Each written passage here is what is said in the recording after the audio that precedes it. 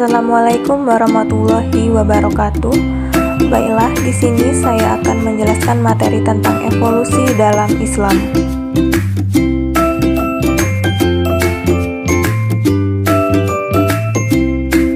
Sebelumnya, perkenalkan, nama saya Dian Katika, NIM 2210208008, Program Studi Pendidikan Kimia, Fakultas Ilmu Tarbiyah dan Keguruan. Evolusi merupakan cabang sains biologi yang menjelaskan mengenai proses perkembangan dan perubahan makhluk hidup, baik secara genetik maupun organik. Perubahan-perubahan tersebut disebabkan oleh kombinasi 3 proses utama, yaitu variasi, reproduksi, dan populasi.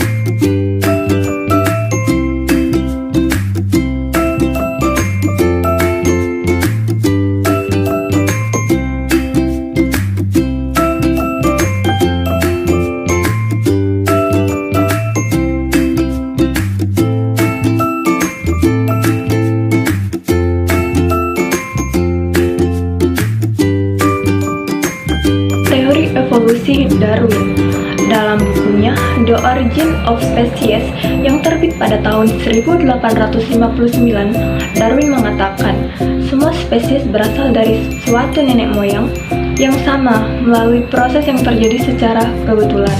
Contoh, ikan paus berevolusi dari beruang yang mencoba berburu di laut.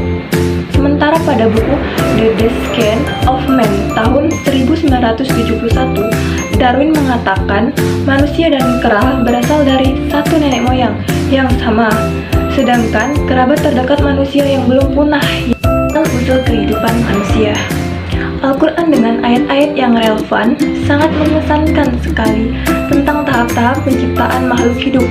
Dapat dilihat dari Quran Surah Al-Anbiya, Surah ke-21 ayat 30, kemudian Quran Surah An-Nur, Surah ke-24 ayat 45, kemudian Quran Surat Toha, Surat ke-20 ayat 53, dan Quran Surah Nur, Surat ke-71 ayat 14. Quran tidak menguraikan secara rinci tentang proses kejadian Adam, namun mayoritas ulama dinamai manusia pertama.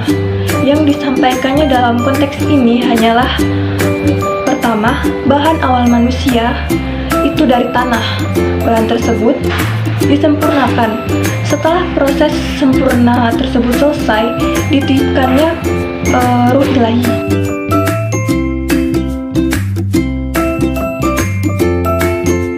Dalam sebuah hadis, Rasulullah SAW mengatakan, setiap orang di antaramu diciptakan dari rahim ibunya dari setetes nutfah selama 40 hari. Lalu dia menjadi alaqah selama kurun waktu yang sama, kemudian menjadi mudghah selama kurun waktu yang sama. Kemudian Allah mengutus malaikat datang kepadanya dengan membawa 4 perintah, yaitu menuliskan rezeki, usia, amal perbuatan, dan akhir nasibnya bahagia atau sengsara, lantas meniupkan ruh kepadanya. Hadis riwayat Bukhari.